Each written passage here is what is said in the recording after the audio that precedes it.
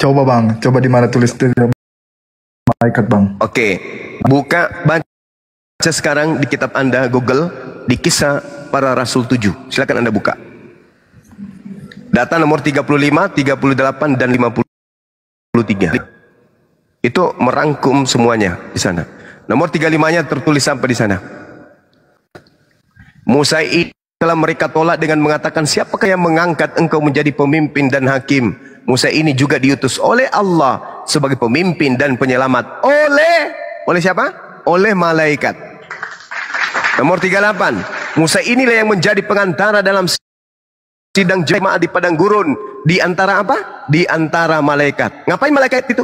Yang berfirman kepadanya. Di mana? Di Gunung Sinai. Hayo, kalian itu nggak pernah diajarin sama pastor pendeta tentang data ini. Yang datang kepada Nabi Musa itu bukan Tuhan, itu adalah Malach Elohim, malaikat Tuhan. Nomor 53, apa yang diterangkan di sana? Kamu telah menerima hukum Taurat yang disampaikan oleh para malaikat. Siapa yang menyampaikan Taurat? Malaikat. Akan tetapi kamu tidak menurutinya.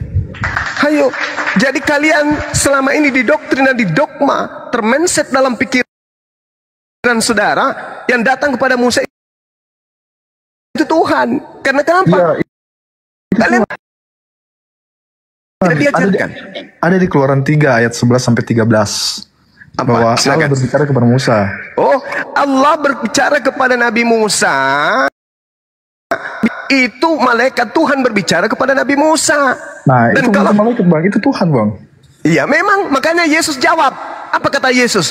Bukankah siapapun yang diserahi tugas untuk menyampaikan firman, maka dia adalah Allah. Yohanes 10 nomor 34, 35, 36. Yesus dituduh, kenapa kau menyamakan dirimu dengan Allah? Apa kata Yesus? Hei Bahlul, bukankah di dalam kitab Tauratmu tertulis, siapapun yang diserahi tugas untuk menyampaikan firman, maka dia adalah Allah. Kata Yesus, Anda yang sudah terdogma Yesus Tuhan, ketika ada perkataan seperti itu, Anda mengatakan, oh ini dia Tuhan. Itu karena doktrin dogma. Benar tidak kata Yesus ini? Siapapun yang diserahi tugas untuk menyampaikan firman Allah, maka dia adalah Allah. Benar nggak kata Yesus? Wah, tidak ada itu bang. Baca Yohanes 10 nomor 34, 35, 36. Bahkan Yesus mengatakan, dan yang tertulis di dalam kitab suci tidak boleh dibatalkan. Masihkah kau masih mengatakan diriku ini adalah menghujat Allah karena aku mengaku Allah? Jangan dong. Bukankah Nabi Musa juga melakukan hal yang sama? Maka siapapun yang diserahi tugas untuk menyampaikan firman Tuhan, maka dia. Maksudnya si dutaan ini, si kurir ini menyampaikan sesuai apa yang diperintahkan untuk disampaikan. Jadi corongnya Tuhan itu adalah para nabi. Nabi ini selaksa HP. Kalau di zaman kita, kalau saya berkata di sini A, maka HP yang ada di tangan Anda keluar suara apa? A. Kalau saya berkata di sini B, keluar di HP Anda B. Maka HP itu bukan Bang Suma, tapi HP itu adalah perpanjangan mulut Bang Suma untuk kuping saudara. Begitulah Yesus. Ketika Yesus berkata, akulah Allah, maka maksudnya Yesus menyampaikan firman Tuhan yang datang kepadanya. Yohanes 12:49. Aku berkata, bukan dari diriku sendiri. Apa yang aku katakan adalah apa yang diperintahkan oleh Bapa untuk aku katakan, aku sampaikan. Yohanes 14 nomor 24. Firman yang kau dengar dari mulutku bukan dari aku, tapi dari Dia yang telah mengutus aku. Kalau Anda menggunakan akal, sebenarnya Anda sudah tamat dari ajaran ini. Ini Bang Suma. Silakan. Yesus itu tidak pernah mengatakan ibaratnya dirinya Tuhan. Yesus siapanya? Tidak pernah mengaku dirinya Tuhan, Bang. Siapa? Yesus, Bang. Iya memang, karena dia bukan Tuhan. Tapi kenapa dia menjadi Tuhan setelah datang makhluk halus mengaku Tuhan kepada Paulus? Barulah kemudian Anda sebagai pengikut Paulus menyembah sosok makhluk yang bernama Yesus. Nah, kalian Kristen menyangka Yesus yang dimaksud itu adalah sang penginjil. Bukan. Sang penginjil itu Mesias untuk Bani Israel. Yang kamu sembah ini, sang bintang fajar, berbeda dengan sang penginjil. Yesus itu sang penginjil. Markus 1:14. Dia sang penginjil. Dia sang penginjil. Yesus itu sang penginjil. Yesus dulu penginjil, Bang. Nah, kalau yang datang kepada Paulus itu bukan sang penginjil, dia itu sang bintang timur, mengajarkan 13 buku kepada Paulus. Coba Anda lihat di dalam Galatia 1:12, Bang. Aku menerima firman bukan dari manusia. Tuh. Lalu dari mana? Dari mana kok firman? Dari Yesus. Yesus itu manusia, Cahayu. Oh, bukan Yesus itu, Bang. Yesus yang datang kepadaku itu hanya berupa cahaya.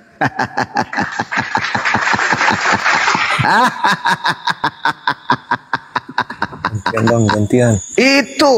Jadi yang Paulus mengaku Galatia 1:12, aku menerima Injil bukan dari anak Maria, tapi aku menerima dari makhluk yang berupa cahaya yang mengaku Yesus. Kata Yesus, waspadalah kepada penyesat yang datang setelahku dengan memakai namaku dan berkata, akulah Yesus. Tergenapi enggak? Tergenapi. Kepada siapa? Kepada Paulus. Sejak kapan Bang Roh Kudus itu mengaku Tuhan, mengaku Yesus, Bang? Pada saat mendatangi Paulus, Bang? Nggak ada, Bang. Lah, itu makanya kau sudah jawab. Thank you. Terima kasih kau sudah mengatakan itu. Jadi tidak mungkin Roh Kudus mengaku Yesus. Yang mengaku Yesus itu adalah Mesias palsu. Selamat. Thank you. Thank you. Ya, emang gitu, Bang. Nggak ada ibaratnya Roh Kudus mengaku Yesus datang pada saat ya, berarti yang datang kepada Paulus itu bukan Roh Kudus, bukan juga Yesus. Lalu siapa? Wa iyaduna illa syaitanan marida. Yang mereka sembah itu tak lain adalah iblis yang durhaka. Boleh saya balik nggak, Bang? Silakan. Pada saat Nabi Muhammad berkunjung ke rumahnya Zaid, kan ada istrinya istrinya Zaid. Terus? Dan Muhammad berkata, malaikat datang kepadaku untuk menikahi istrinya Zaid. Apakah itu iblis atau malaikat, Bang? Istrinya Zaid. Istrinya Zaid. Maksudnya Zaid, anak angkatnya Nabi istrinya Muhammad. Zaid atau janda Zaid? Istrinya Zaid, namanya Zaid. Istrinya Zaid. Allahu Akbar. Saudara, percuma Anda membahas tentang Nabi Muhammad. Percuma. Nabi Muhammad terlalu berat untuk dilecehkan. Ingat, orang sesamanya Nabi Muhammad tidak pernah melecehkan dirinya. Anda yang membaca kitab suci Al-Quran aja kagak bisa, hanya mendengarkan informasi-informasi dari orang yang membenci dia. Sebelum Anda lahir, kalau itu betul, maka sejazirah Arab akan mengutuk beliau. Tolong tunjukkan di mana kitab tertulis bahwa Nabi Muhammad itu dihujat oleh orang sesamanya. Tunjukkan kepada saya. Saya keluar sekarang meninggalkan agama saya kalau ada. Tunjukkan. Ada. Justru orang-orang setelah beliau wafat, mereka orang-orang Arab tidak ridha, tidak ikhlas ditinggal oleh mayatnya Nabi Muhammad. Mayatnya aja mereka nggak ikhlas, apalagi Nabi Muhammad.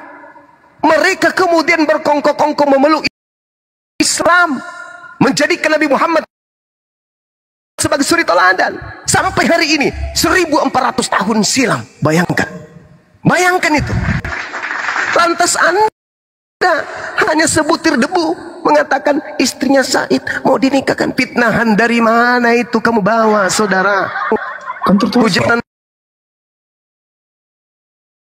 mana itu? Di mana tertulis? Tunjukkan. Ya, silakan. Tunjukkan. Bible nggak paham, firman Tuhan paham. Lucu.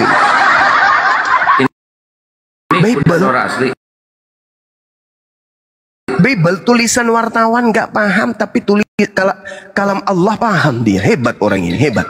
Itulah tanda bahwa kekuatan daripada makhluk yang datang kepada Paulus itu sudah memenuhi isi kepalamu.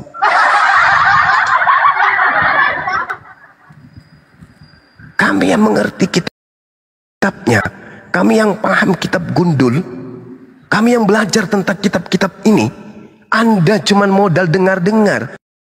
Google, alamak, memalukan. Oke ya teman-teman, kita sudah pada kesimpulan bahwa orang Kristen menganggap Yesus Tuhan. Yes, betul, itu Tuhan mereka. Tapi Yesus yang mana dulu? Itu yang harus kita tahu. Yesus yang mana dulu, paman? Karena Yesus, menurut Yesus akan muncul Yesus palsu. Tertulis di mana, Bang Suma? Lukas 21 nomor 8, Matius 24 nomor 4, nomor 5, nomor 23, nomor 25, nomor 24, nomor 26. Dan endingnya terbantahkan semua oleh Yesus sendiri di mana? Di nomor 27 dan nomor 30. Subhanallah.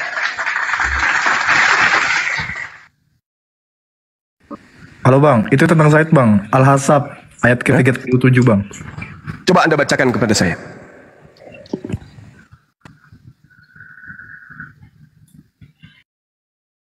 Silakan. Aku mau tahu sejauh mana kemudian Anda memahami Al-Quran. Silakan.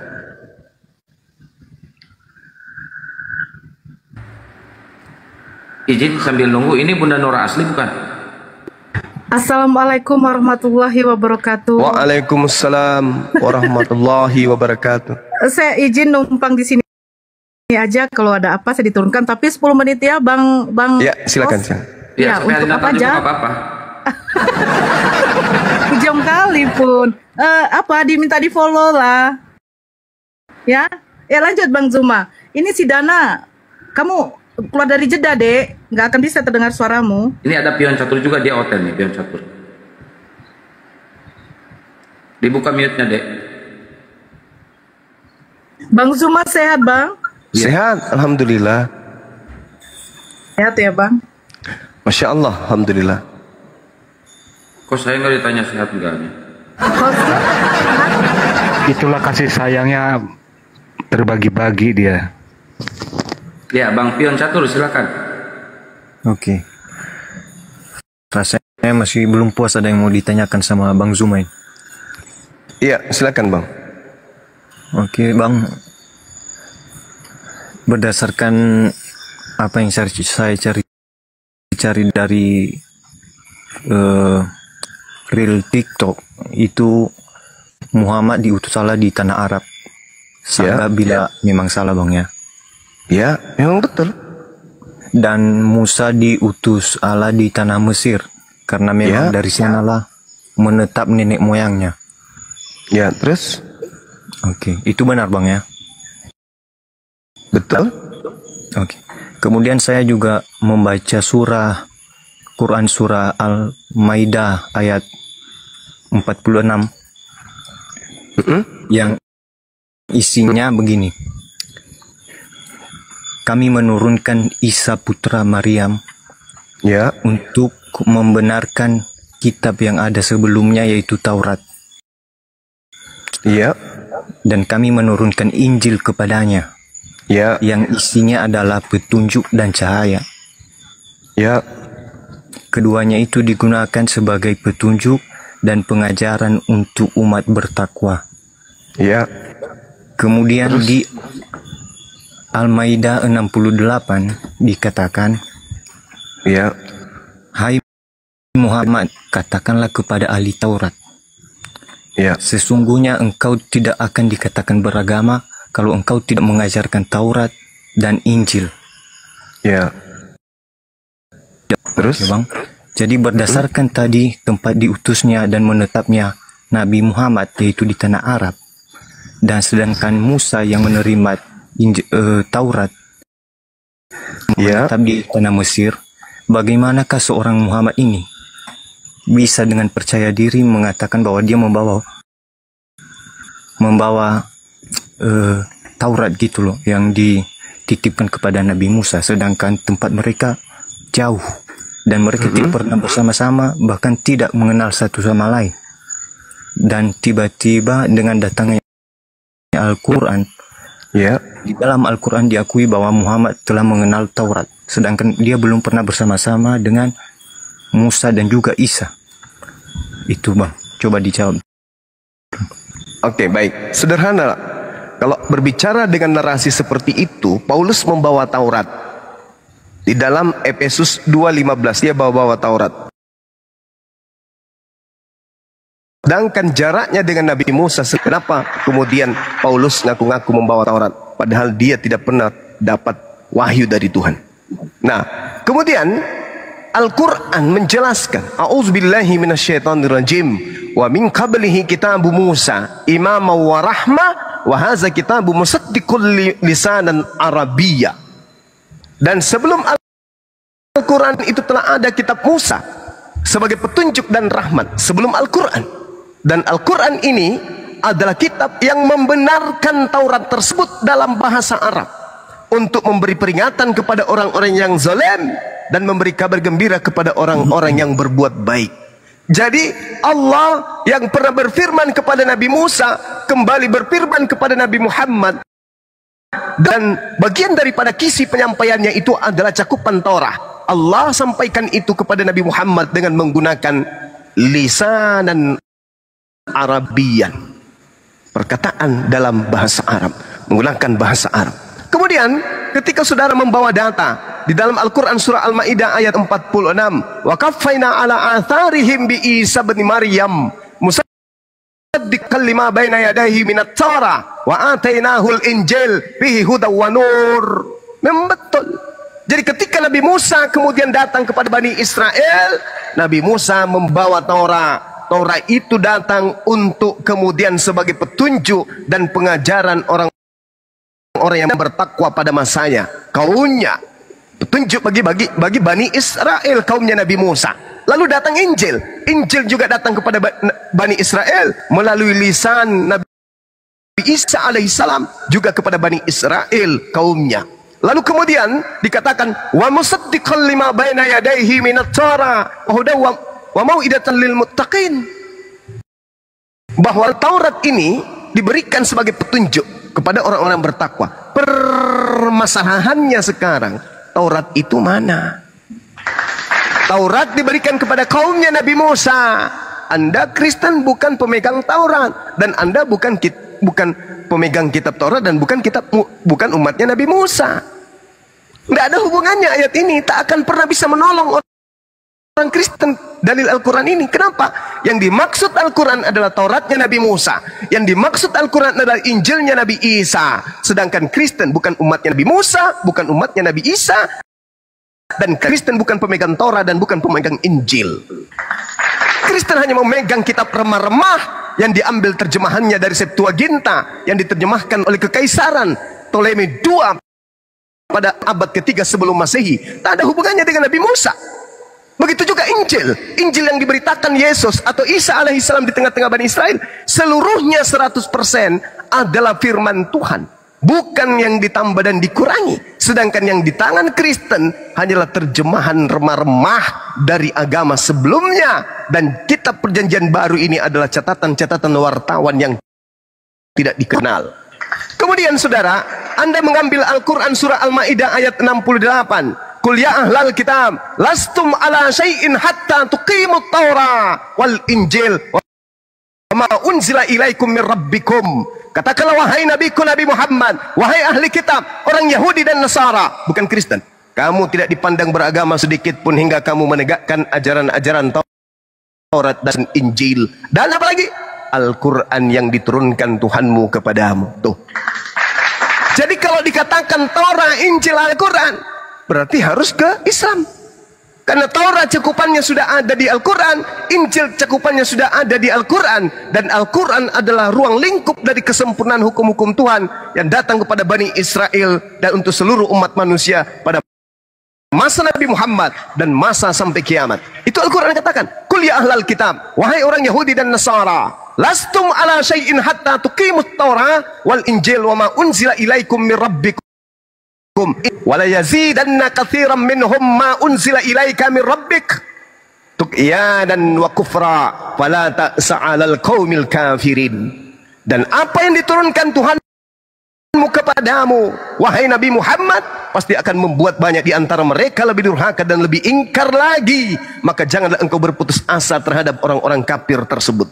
Apa maksudnya? Nabiku Muhammad, aku turunkan kemudian Al-Quran dalam cakupan Taurat dan Injil, sebagian dari isinya akan menjadi tonggak yang menjadi pengukur antara orang muslim dan orang kafir. Datangnya Al-Quran akan menjadikan mereka jauh lebih kafir dari sebelumnya. Itu kata Quran. Dan memang betul. Bayangkan aja, kenapa orang yang datang di masa Nabi Musa kemudian ingkar kepada Nabi Musa? Ya, alasannya salah satunya karena di situ belum ada Nabi Muhammad sebagai jalan solusi. Kenapa orang-orang yang ada pada masa Nabi Isa orang ingkar kepada mereka, kepada Nabi Isa? Solusinya mau kemana mereka? Sementara tidak ada Nabi Muhammad Sallallahu Alaihi Wasallam pada masa itu. Kalau hari ini orang Yahudi, orang Nasrani, orang Sabiin atau apapun di luar pada itu termasuk Kristen tidak menemukan lagi gambaran petunjuk yang jelas sebagai cahaya petunjuk dan juga cahaya kepada Allah, kepada Tuhan. Ada Al-Quran, tapi mereka maka kata Yesus dalam kitab palsu itu 2 kali lebih jahat daripada engkau sendiri. Kenapa? Kenapa demikian? Karena ada masa di mana Tuhan akan datang mengutus nabi penutup, tapi mereka juga ingkar. Maka dia yang menjadi pengikutmu 2 kali lebih jahat daripada engkau sendiri. Maksudnya setelah datang Al-Quran pun ditolak. Nabi Musa datang, Tauratnya ditolak, Injil datang ditolak. Mereka hanya mengikuti pengabaran-pengabaran wartawan yang tidak jelas. Nabi Muhammad datang membawa kalamul rupa Quran, juga ditolak. Maka mereka 2 kali lebih jahat daripada orang-orang kafir terdahulu. Oke, biar saya tanggapi, Bang. Ya, silakan. Oke, jadi saya ambil kesimpulan dari jawaban Bang Zuma. Tadi Bang Zuma bilang bahwasanya Taurat diturunkan kepada Musa, lalu diturunkan lagi kepada Nabi Muhammad. Yang saya mau tanyakan, apakah ada data dari Al-Quran yang bisa membantu jawaban Abang? Wa min qablihi kitabu Musa imam wa rahmah. Sebelum Al-Quran telah ada kitab Musa sebagai petunjuk. Kenapa? Ada nama suratnya biar saya juga belajar nanti.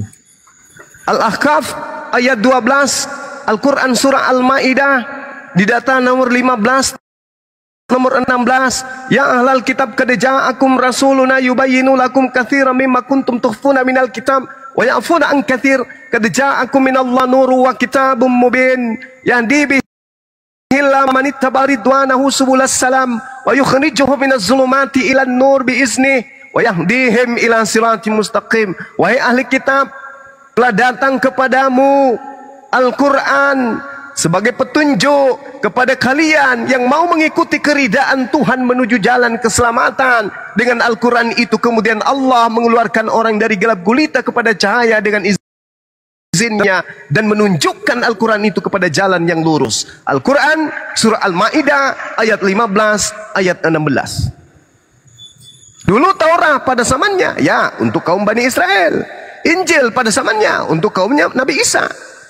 Mana tertulis? Matius 15:24. Aku diutus hanya kepada domba yang sesat dari Bani Israel. Ulangan 33 nomor 4. Hukum Taurat diberikan kepada hanya Bani Yakub saja. Mazmur 147. Hukum yang datang kepada Bani Yakub, keturunan Yakub, dan aturan-aturanku yang kuberikan kepada Bani Israel tidak aku berikan kepada bangsa yang lain. Maka Al-Quran datang sebagai hukum baru untuk menjelaskan dan menyimpulkan hukum-hukum yang telah lalu. Demikian. Oke, berikutnya itu udah clear, Bang. Oke. Siap. Saya mau memberikan sebuah pernyataan. Silakan. Coba nanti Bang Zuma tanggapi. Ya. Ini pernyataan saya. Seandainya agama kekristenan apapun dihapuskan di muka bumi, tetapi saya sendiri tetap menjadi pengikut Yesus yang kalian kena Isa Al-Masih. Menurut Bang Zuma, apakah saya berada di jalan yang benar atau tidak? Tidak. Enggak lagi. Berarti Bang Zuma salah. Saya mau memberikan bantahannya, Bang. Silakan. Di Quran surah Al-Zukhruf 61, di sana tertulis jelas, boleh dicek teman-teman. Silakan. Dan Isa, dan sebenarnya sampai hari kiamat. Kurang lebih intinya Isa adalah jalan yang benar. Lalu Isa mengatakan, ikutilah Tuhanku dan Tuhanmu, yaitu Allah. Boleh dicek Kalau Iya. dibaca mungkin lebih jelas. Saya bacakan. A'udzubillahi minasyaitonirrajim. Wa innahu la ilmul lis-sa'ah fala tamtarunna biha wattabi'un. Hadza siratul mustaqim. Dan sungguh dia Nabi Isa benar-benar menjadi pertanda akan datangnya hari kiamat. Karena itu janganlah kamu ragu-ragu tentang kiamat dan ikutilah aku. Inilah jalan yang lurus, Bung. Duduk pelan, atur napasnya, pasang kupingnya, akalnya coba disetting lagi. Dengarkan kata per kata dari saya. Kalau Anda beriman kepada Al-Quran surah As-Zukhruf ayat 61 ini, segeralah keluar dari agama Kristen. Loh, kok bisa kayak gitu, Bang? Ini menjawab kitab saudara Matius 24. Nomor 23, 24, 25, 26, 27.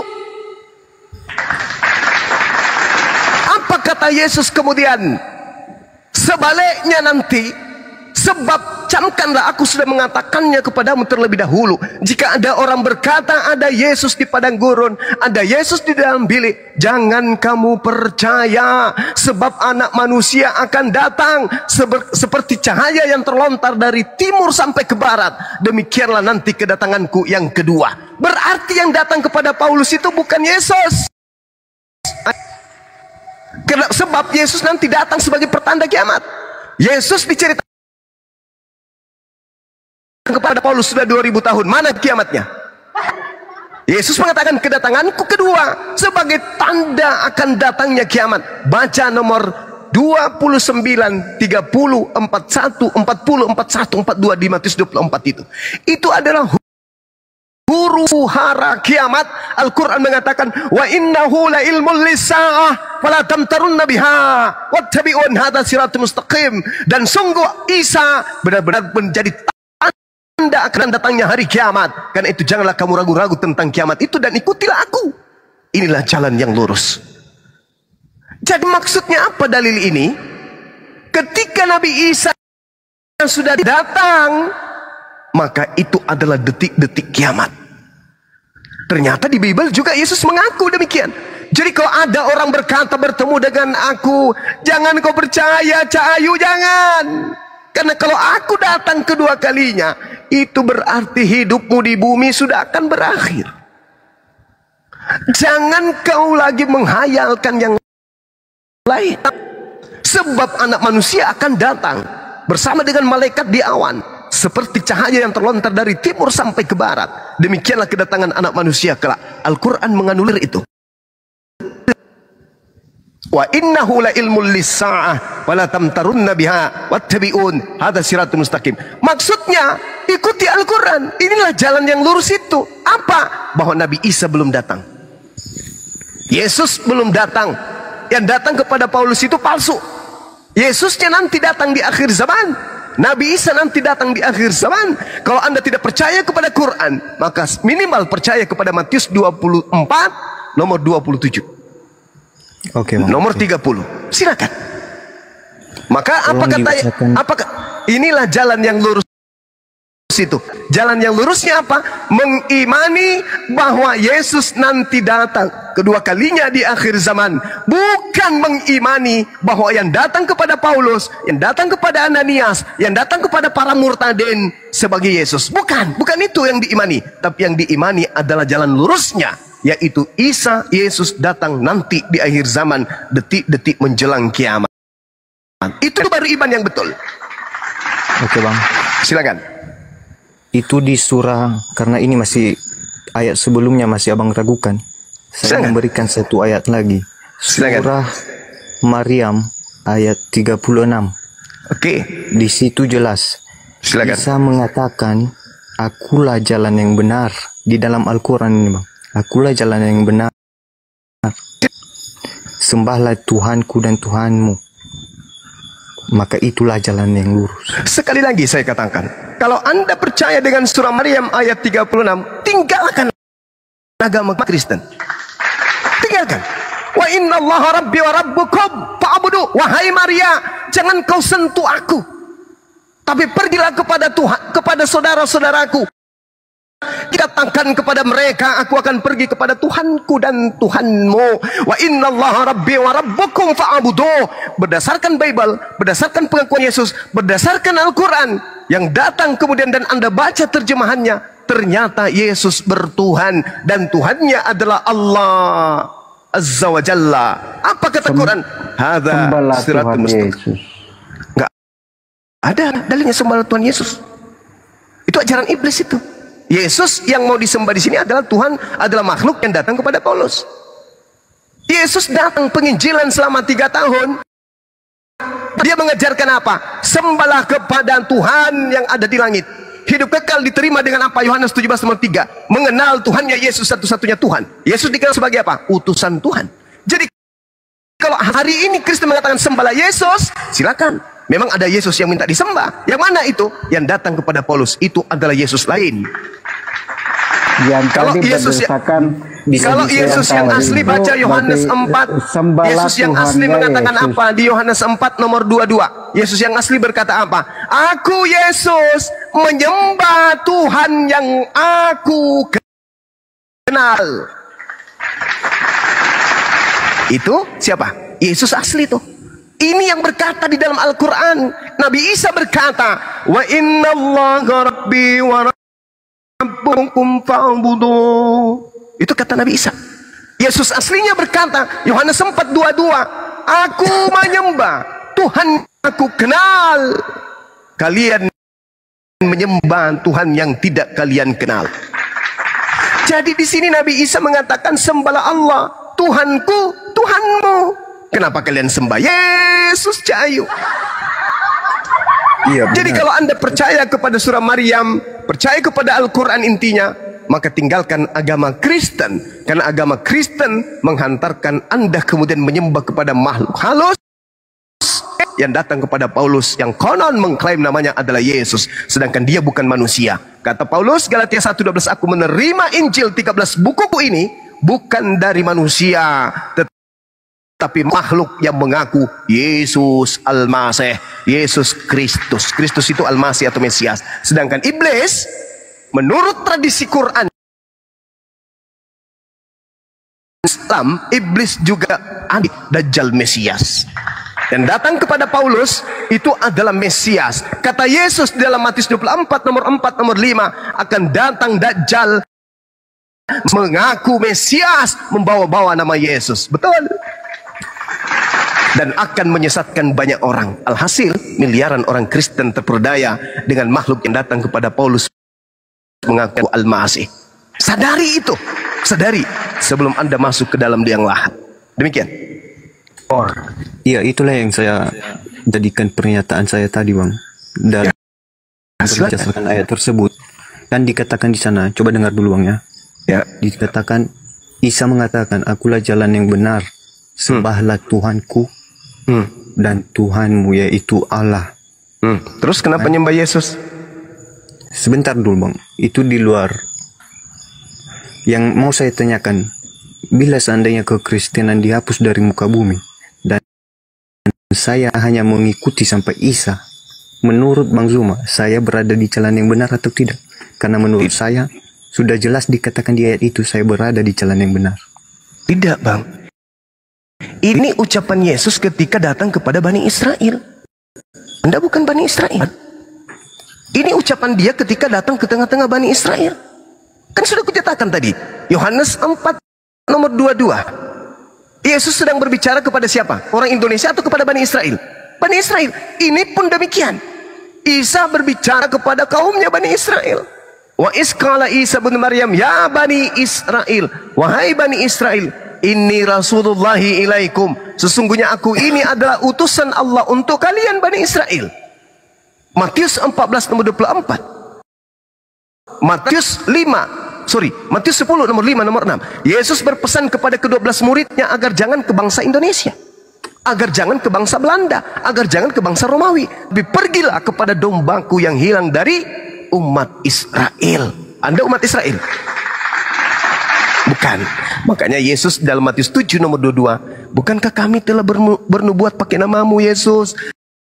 bermujizat pakai namamu Yesus, mengusir setan pakai namamu Yesus. Apa kata Yesus?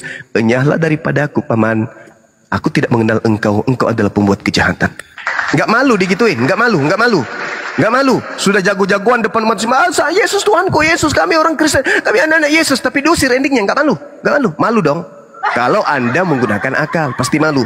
Kalau menggunakan hanya percaya iman, dogma, doktrin, maka Anda tidak akan malu. Kenapa? Karena ada Yesus palsu di dalam diri Anda yang senantiasa mengajak Anda untuk menemani dirinya masuk ke dalam api neraka yang menyala-nyala. Ayo. Oke. Silakan. Pertanyaan yang terakhir, Bang. Silakan, Bung. Apakah Bang Zuma setuju Nabi Isa adalah nabi yang paling tinggi?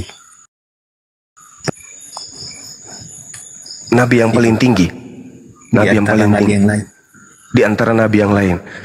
Kalau Anda berbicara mengenai Nabi Isa alaihissalam, Al-Quran menceritakan bagaimana beliau kemudian menarasikan di dalam penginjilan ke tengah-tengah Bani Israel bahwa akan datang nabi setelahnya, yaitu baginda Rasulullah Muhammad sallallahu alaihi wasallam.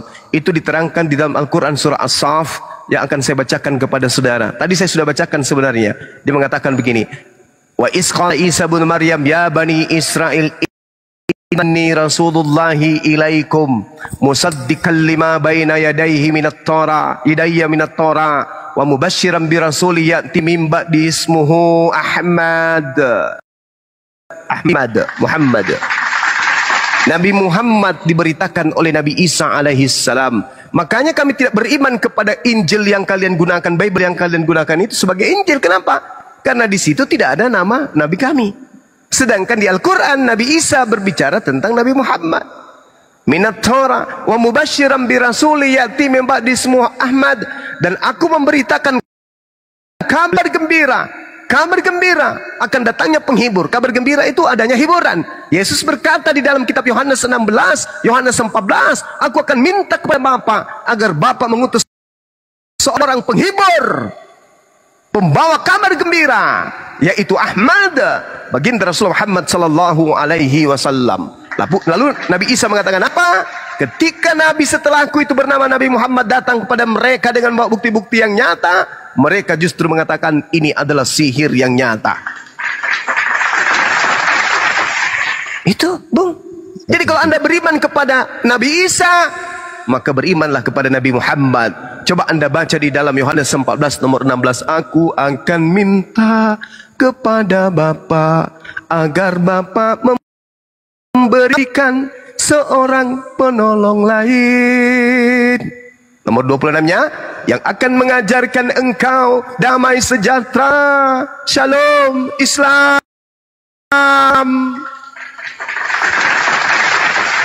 Yang mengajarkan segala sesuatu berkaitan dengan hukum-hukum, keadilan, pengisapan dunia akan dosa. Kenapa Nabi Muhammad datang mengajarkan pengisapan dunia akan dosa? Karena seluruh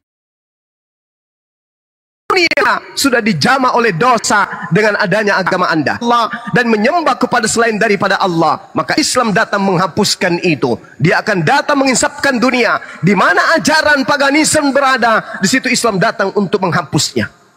Dia datang untuk menginsapkan dunia akan dosa.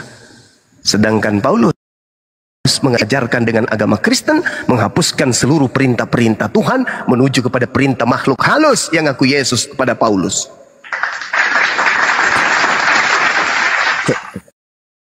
Saya mau sanggah ayat Alkitab yang barusan silakan sebut.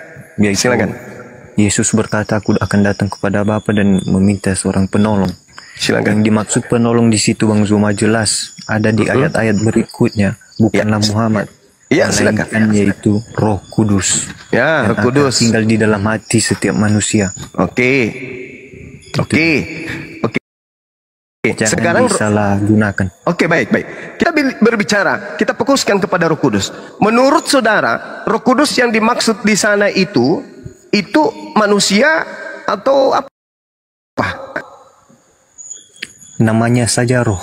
Udah jelas bukan manusia. Kenapa di dalam 1 Yohanes 4 nomor 1? Ujilah setiap roh-roh yang datang kepadamu.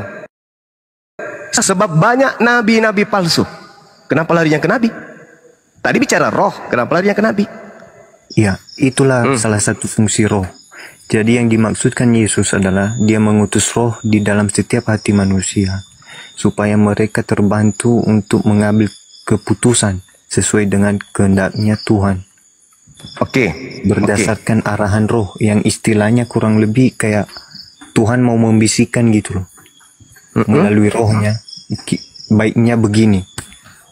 Makanya dibilang ujilah setiap roh. Sebab ketika ada nabi-nabi yang datang. ya, Contohnya berarti yang mau diuji ini roh atau nabi atau orang? Iya maksudnya. Mohon maaf. Ya silakan. Apa yang mau Saya diuji tidak ini? tahu ayat Roh atau itu, orang? tapi boleh dinampakkan dulu, enggak? Apanya? Ayat Silakan Anda itu. baca. 1 Yohanes 4. Saya enggak ada Alkitab di sini. Saya lagi dulu. Waduh, bagaimana dong? Roh kebenarannya kemana? Pensiun?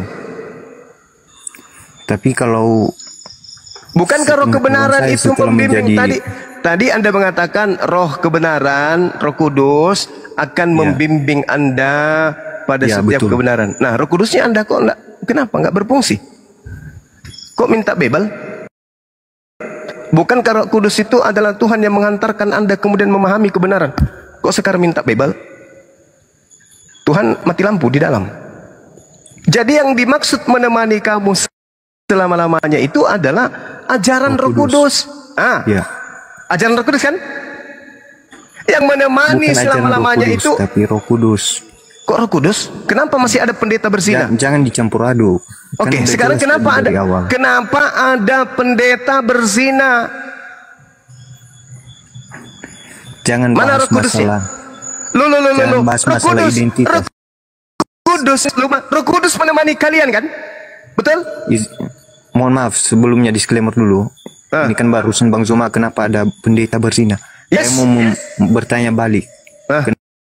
Kenapa begitu banyak berita tentang pesantren yang di Karena mana Roh Kudusnya di dalam ulama Al-Quran. memperkosa para santrinya. Roh Kudusnya, Jangan makanya saya tanya. membahas agama. Jangan Sekarang saya bertanya begitu kan ada tujuannya. Anda kita mengatakan sama-sama diskusi baik saja. Anda mengatakan Roh Kudus itu masuk ke setiap orang percaya di Kristen, betul?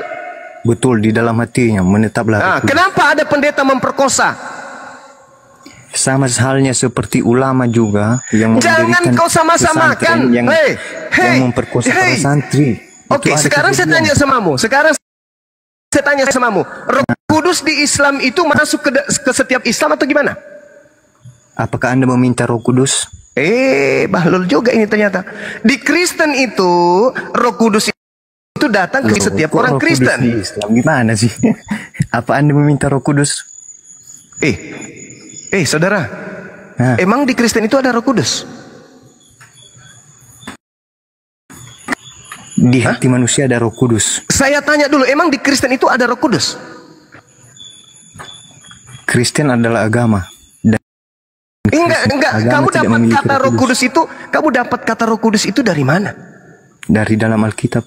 Di mana di Alkitab ada kata Roh Kudus? Sekian lamanya saya membaca Alkitab, jadi pembaca Alkitab tentunya saya tahu. Tetapi kalau ayatnya saya tidak hafal betul. Nah, oke.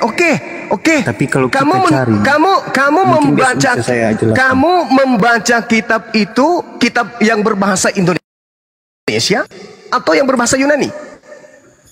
yang berbahasa Indonesia memang. Di dalam bahasa Yunaninya ada nggak Roh Kudus? Saya belum pernah membaca bahasa Nah, Yunani. makanya kena kau. Makanya kalau jadi Kristen itu jangan sok tahu. Di agama Kristen itu nanti mengenal kata Roh Kudus setelah kitabnya diterjemahkan dalam bahasa Indonesia. Tidak ada di Bible Yunani kata Roh Kudus. Camkan itu baik-baik. Camkan Saya itu. dulu mau bantah. Saya mau bantah. Mohon maaf sebentar. Silakan. Mohon maaf Silakan. sebentar. Anda baru Silakan. Nggak usah minta maaf. Nggak usah minta maaf. Kamu sudah salah dari lahir. Nggak usah. Silakan. Anda barusan mengatakan Roh Kudus diambil dari dalam Al-Quran. Al-Quran. Yes. Sedangkan Alkitab sudah ada 600 tahun lebih dulu. Bahlul. Bagaimana Anda mengatakan itu? Jangan Bahlul. Kamu yang koplak. Sekarang kitabmu. Dengar pemakan babi, dengar. Jangan kau pancing saya untuk mengatakan kau bahlul, ya. Kitabmu itu bahasa Yunani. Bahasa Yunani itu ada di abad pertama, abad kedua, abad ketiga, abad keempat, abad kelima, abad ke-6 sampai ke abad 19. Masuk Belanda ke Indonesia ini. Diam dulu. Kitabmu pertama kali dituliskan dan dikanon, nanti manuskripnya, kodeksnya paling tertua itu abad keempat, dan tidak ada kata Roh Kudus di situ. Paham? Nanti Belanda masuk ke Indonesia, kitabmu diterjemahkan masuk ke dalam bahasa Indonesia, baru nebeng kata Roh Kudus. Paham gak kau? Kapan Belanda masuk menjajah di Nusantara ini? Abad keberapa? Tahun berapa? Tahun 1662. Paham kau? Saya tidak. Sabar dulu. Sabar. Sebelum kitabmu masuk dibawa Belanda di Indonesia, belum ada kata Roh Kudus di dalam. Paham? Sedangkan Al-Quran, Kul nazzalahu Ruhul Kudus, itu sudah ada di abad ke-7. Kitabnya Kristen nanti ada Roh Kudus tertulis di dalam, nanti di tahun 1600. Oke? Berarti Al-Quran lebih dulu menggunakan kata Roh Kudus, abad ke-7.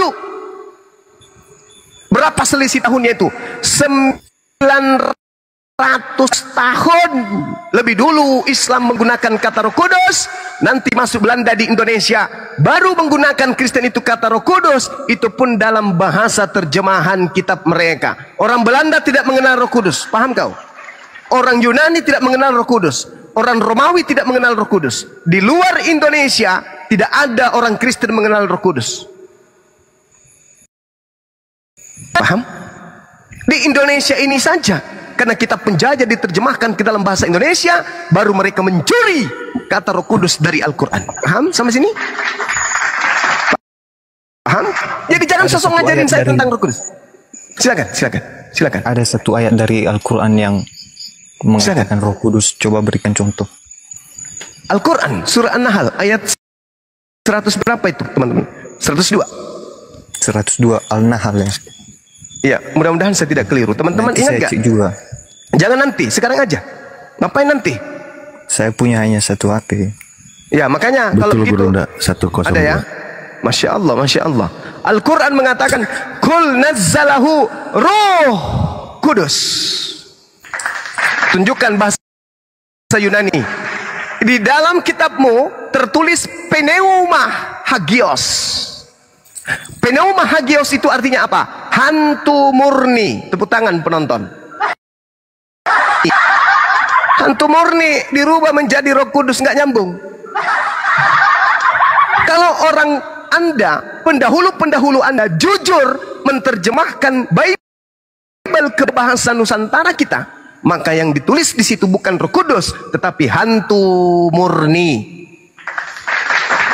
Sesokan. Harusnya kau mengatakan pada diri Kristen itu terdapat hantu yang murni. Nah, itu baru betul. Karena memang kalian ini bukan pengikutnya Yesus. Kalian ini pengikut hantu yang datang kepada Paulus. Akulah Yesus yang kau aniaya. Tidak ada jasad, cuman suara. Apa namanya? Tidak ada jasad, hanya suara. Apa namanya? Hantu. Baca. Kenapa saya mengatakan di dalam kitabmu dikatakan hantu yang murni?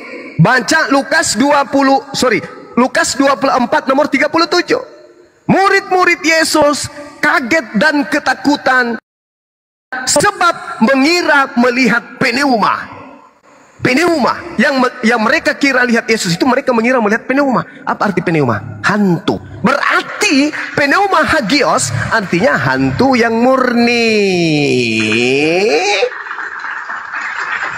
Jangan bang, kalau Anda ingin belajar Islam, saya layani. Tapi kalau Anda ngeyel, ya guru ketika menginginkan murid-muridnya itu tersadarkan, terkadang guru menggunakan cambuk untuk menghantam betis muridnya agar muridnya itu jerah, agar belajar dengan rajin. Silakan, saya tidak mematahkan semangat Anda untuk belajar.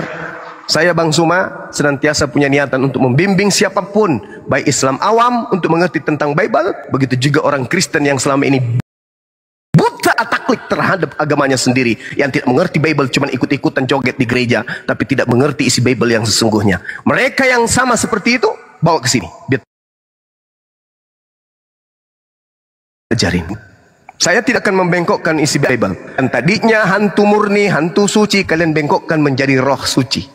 Padahal di Bible sendiri pneuma itu diartikan dengan terjemahan hantu. Baca Lukas 24 nomor 37, itu bukti akurat. Saya sebenarnya tidak percaya sama pernyataan Bang Zuma ya, yang Nggak apa-apa dek, nggak masalah. Saya tidak punya kewajiban untuk agar. Iya silakan. Saya punya alasan juga ya gitu. Ya. Silakan. Yang mengatakan bahwa saya memang membenarkan kalau Alkitab awal itu dari bahasa Yunani karena kisahnya Yesus mengajar di Yunani, berbahasa Yunani pada saat itu.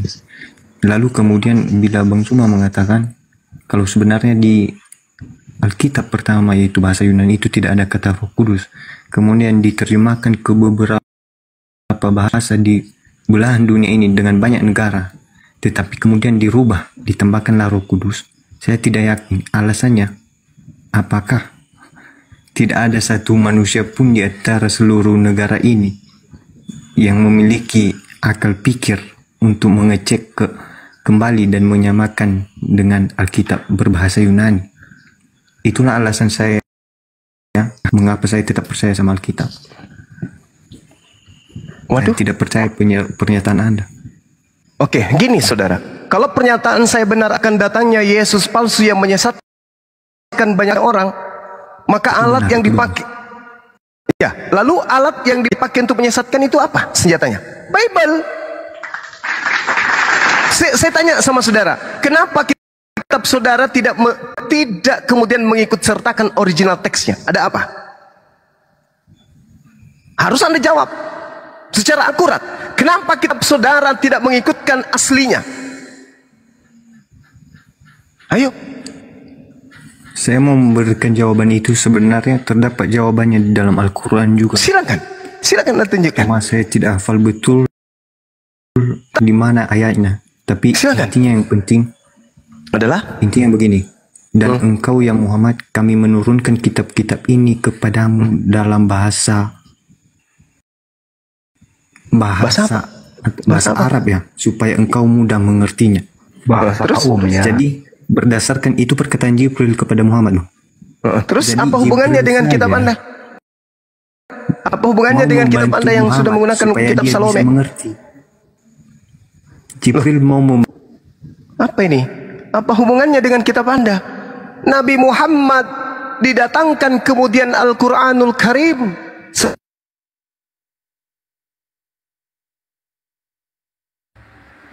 Suara guru udah hilang.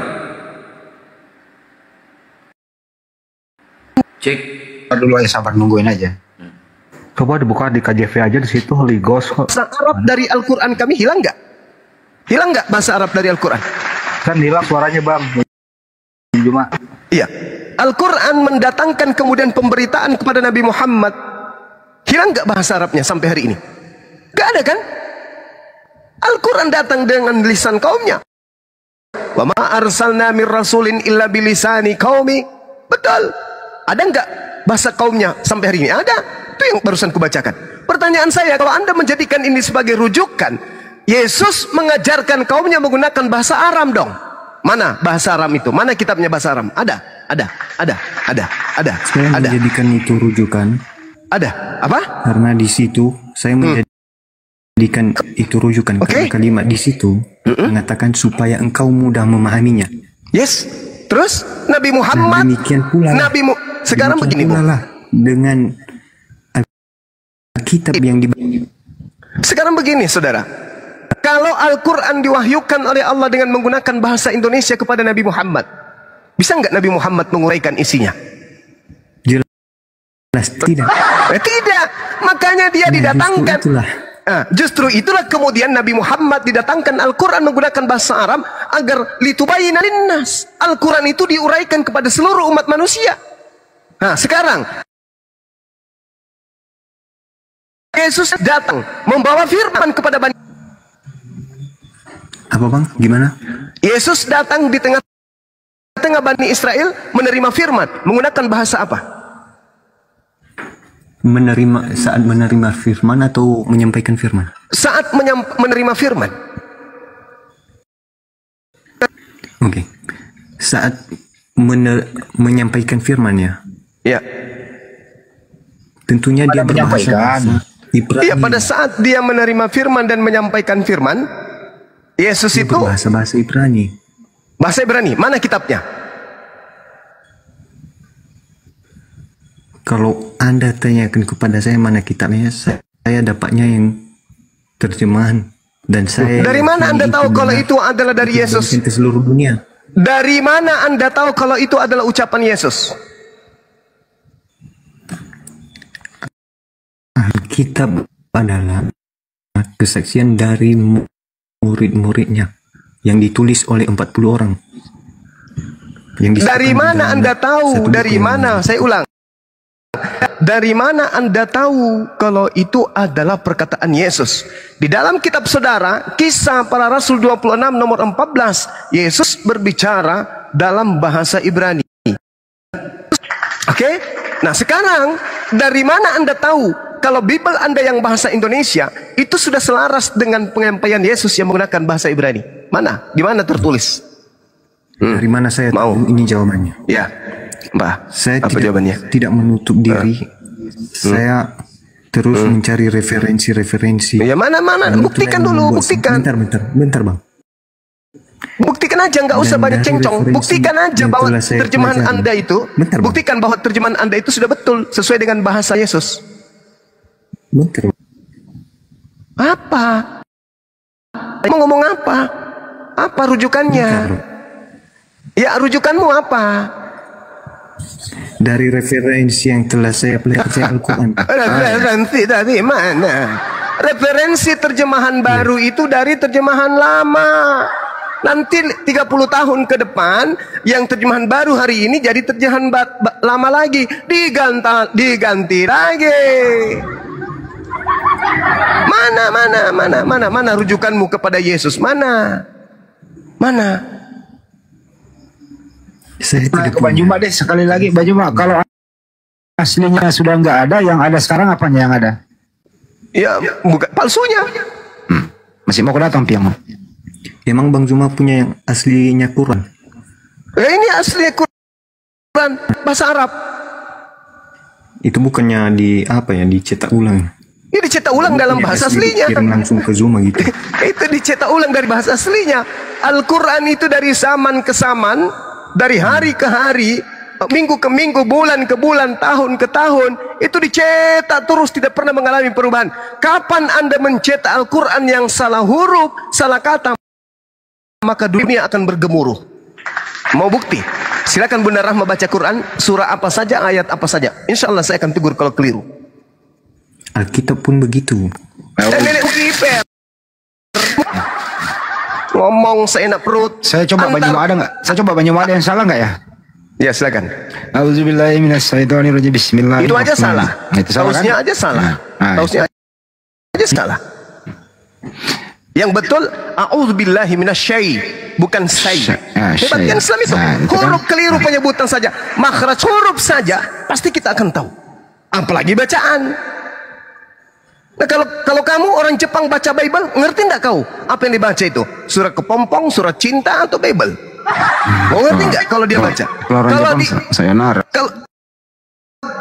Kalau di Islam, orang baca Quran, kau kumpulkan seluruh bahasa di atas muka bumi ini dalam satu masjid, imam membaca surat Quran, semuanya akan paham.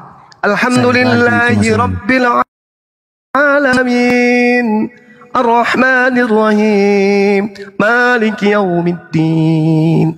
Kemanapun pergi umat Islam, masuk ke dalam masjid, mereka akan paham ini surah Al-Fatihah. Ente pergi di Cina sana, di Burundi, orang baca Bible di sana, apa yang Anda bisa paham? Ente leheng eleheng ente, peleheng peleheng peleheng teng teng. Gak ada, Anda akan bisa paham. Burundi itu kampungnya Bang Handi kan? Iya. Terus bagaimana Anda bisa mengatakan bahwa kitab Anda itu apa? Apa yang Anda ingin katakan tentang kitab Anda? Saya tidak ngerti.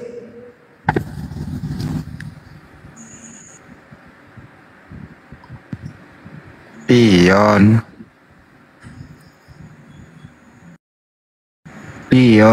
Heng beleheng kang. Waduh. Siapa lagi tuh? Oh, lagi dong itu. Dia nggak ikut rally Jakar, dia bawa mobil yang gedenya itu bang, Bang Andi. Ini ada lagi satu nih. Gitu ya. Ini lagi satu nih. Kenapa kek? Kenapa Saya mau kek? ikutan lomba makan kelereng. Saya mau tanya Pak Bang Juma. Anda agamanya apa dulu? Saya Islam. Coba syahadat. Asyhadu an la ilaha illallah wa asyhadu anna Muhammadar Rasulullah. Oke, silakan bang. Iya Bang Juma, saya Islam dari lahir keturunan. Cuma ada satu pertanyaan yang dari dulu itu mengganjal di hati saya gitu sampai sekarang. Pertanyaannya itu manusia pertama itu kan Nabi Adam menikah dengan Siti Hawa. Nah, sedangkan di Islam itu kan tidak boleh menikah yang keturunan satu darah gitu. Nah, itu kan dari Nabi Adam sampai ke sini kan itu kan anak cucunya kan saudara semua gitu, sekandung. Kan hukumnya belum turun waktu itu gimana sih lo? Itu gimana ya hukumnya ya? Ya, itu berlaku nggak pada anak Adam? Ajaran yang datang dari Nabi Muhammad. Kurang tahu sih. Enggak dong. Karena hukum nggak dihitung mundur. Oh, berarti pada saat itu belum ini ya? Iya kan belum ada syariatnya, belum ada hukumnya.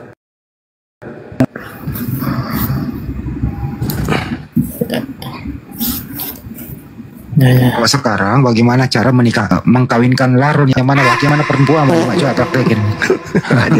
Jangan nyindir dong. Tadi Bang Andi ini kadang-kadang